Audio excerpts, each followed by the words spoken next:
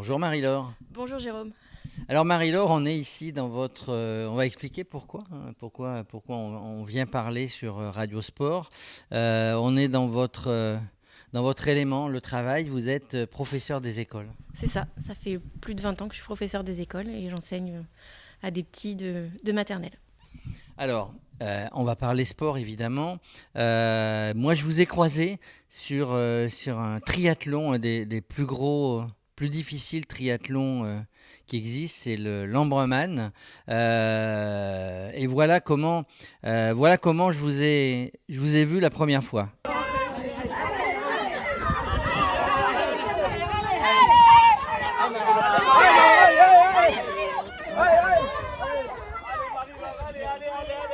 Alors dites-moi, Marie-Laure, vous aviez l'air de souffrir, hein. Ah, je crois qu'il n'y a personne qui ne souffre pas sur l'Ombrement, enfin, à moins d'être surhumain. Mais oui, j'ai souffert sur cette course qui est extrêmement exigeante. Oui. Mais du coup, vous avez l'habitude de faire Vous aviez l'air vraiment très fatigué, évidemment aidé par toute cette bande de copains et copines du club, hein. Le club, comment il s'appelle? Le club, c'est les Sardines, Sardines Triathlon. Alors, les Sardines Triathlon, on va en parler, mais d'abord vous, votre histoire. C'était votre premier triathlon, vous avez l'habitude d'en faire?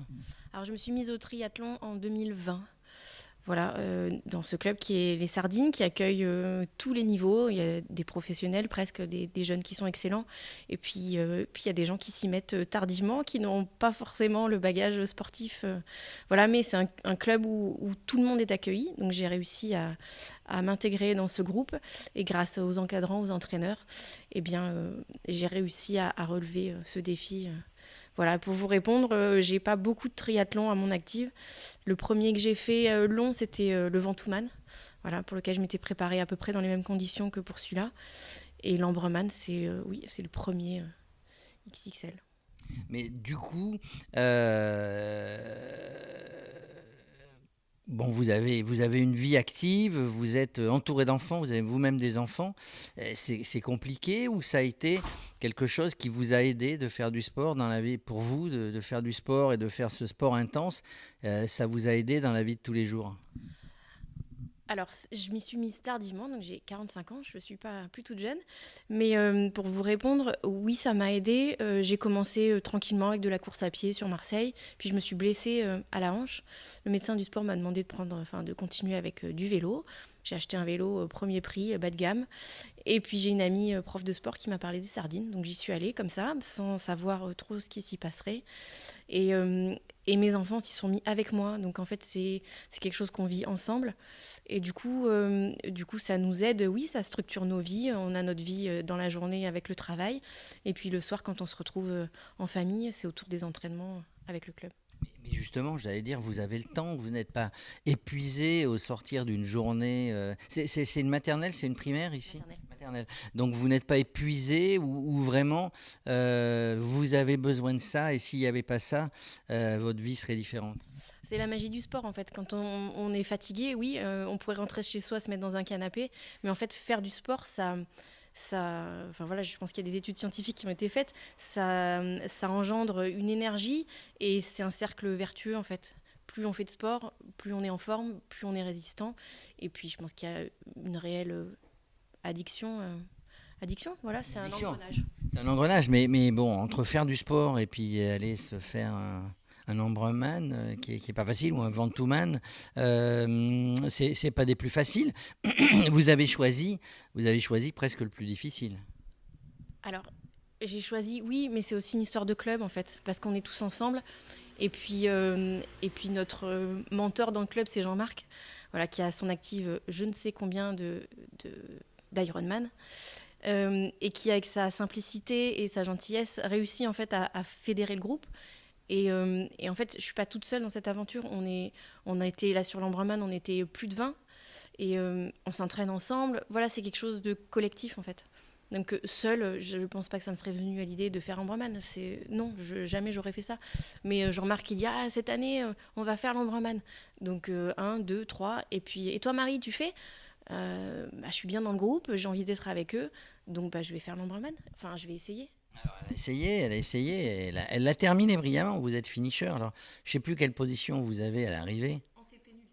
Antépénultième, pas tout à fait dernier, puis il y en a qui ont abandonné, il y en a qui n'ont pas été au bout. On ne va pas les juger évidemment parce que c'est tellement difficile d'arriver et de le faire.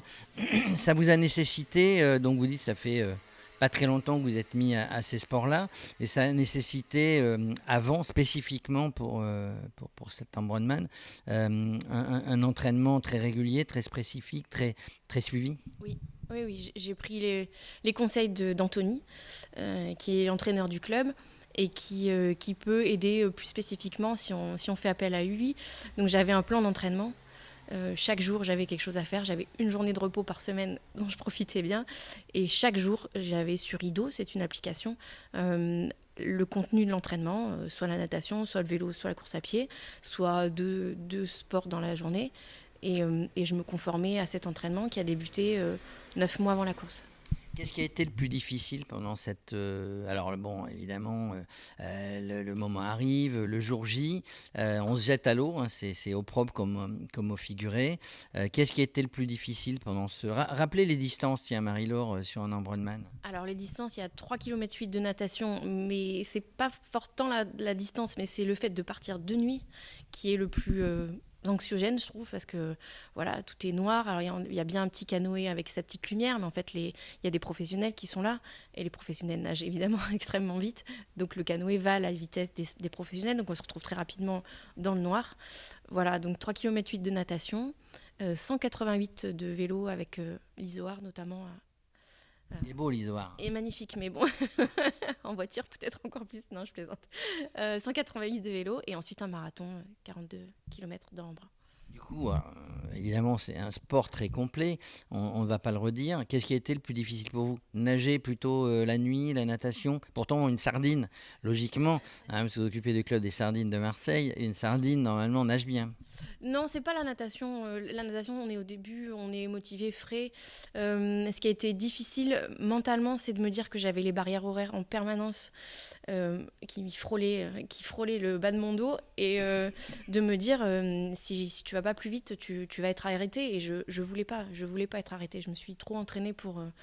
Donc voilà, ça a été mentalement difficile. Après le physique, on est entraîné, donc on souffre, mais même sans s'en rendre compte, parce que tout le monde m'a dit il a fait chaud, j'ai pas senti la chaleur, il y a eu du vent, j'ai pas senti le vent, j'ai juste senti ce couperet des barrières horaires.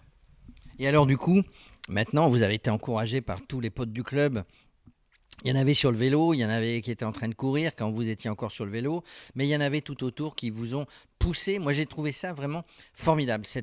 On avait l'impression qu'ils vous tiraient, qu'ils vous poussaient et qui vous aidaient. Vous avez serré les dents, hein, sur cette montée qui était ni la première ni la dernière. C'est exactement ça. C'est au-delà de la performance sportive oui, qui reste un défi et qui est belle à accomplir. Moi, ce que je retiens de cette journée, c'est cet élan, c'est toute cette affection et tous ces gens. Alors, il y a toute ma famille sardine, il y avait mes enfants qui étaient là, mais il y avait aussi des inconnus. Et en fait, ces gens-là, ils vous connaissent pas, ils regardent votre prénom sur le dossard, ils vous encouragent, ils vous appellent par votre prénom. Et oui, c'est cet élan humain qui est gravé. Voilà. Combien il y avait de participants sur le... Vous en rappelez? Une soixantaine de femmes, je crois, et 800 masculins, mais je ne suis pas certaine des chiffres. Bon, ceci dit, alors après, bah voilà, il y a pas de femmes, il n'y a pas d'hommes, il n'y a pas de jeunes, il n'y a pas de vieux, il y a des sportifs qui s'entraînent, il y a des gens qui ont une volonté de faire. On s'en remet bien après l'arrivée, après avoir fait les 180 km dont l'Isoard, avoir fait les 3 km 8 de natation, avoir fait le marathon, 42, je ne sais plus combien c'est le marathon. On s'en remet bien, il vous a fallu quelques jours pour remarcher normalement? Alors j'avoue qu'avec l'aide des masseurs kinés, j'ai été massée à la transition entre le vélo et la course à pied, ce qui m'a permis de repartir.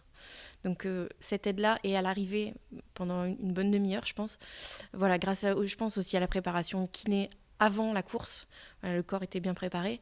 J'avoue que j'ai pas eu de douleur, miraculeusement. Après, j'ai voulu me remettre à la course à pied une semaine après l'épreuve, et là, je pense que je me suis blessée. Mais voilà, le jour J et les jours qui ont suivi, j'ai pas senti trop de douleur. Peut-être que j'aurais pu donner un peu plus.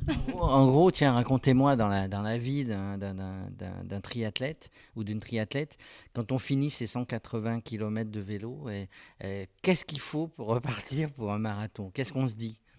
Au moment du marathon, pour Au repartir? moment de, bah oui, on termine le vélo, on pose le vélo, et puis on repart en courant, on change de chaussures, on change peut-être de vêtements. Qu'est-ce qu'on se dit? On se dit pas, mais je suis fou, je suis folle. Qu'est-ce qui m'a pris? Je me suis dit, j'y arriverai pas. C'est pas la peine, 42 km, là, je suis au bout, je peux pas. Et puis après, j'ai pensé aux phrases des membres du club. Il y a Patricia, qui est notre psychologue et qui a toujours les bons mots. Et Jean-Marc, pour revenir à Jean-Marc, les deux ont le même discours et ils nous ont dit un pas après l'autre. Voilà. Et tout ce qui est fait, ça c'est Anthony, tout ce qui est fait n'est plus à faire. Et puis j'ai vu Jean-Marc en fait à la sortie du parc, qui avait les larmes aux yeux. Voilà, Jean-Marc c'est un monsieur et on n'a pas l'habitude de le voir ému comme ça. Et il m'a dit Marie, tu vas finir. Et voilà, je me suis dit non là, je peux pas faire autrement. Donc je vais y aller, je vais courir comme je peux et je verrai bien comment ça se passe. En gros, vous êtes en train de me dire, je l'ai fait pour moi, mais je l'ai fait aussi pour les autres, en tout cas grâce aux autres. C'est clair, je l'ai fait pour moi, mais je l'ai fait aussi pour les autres et grâce aux autres indéniablement.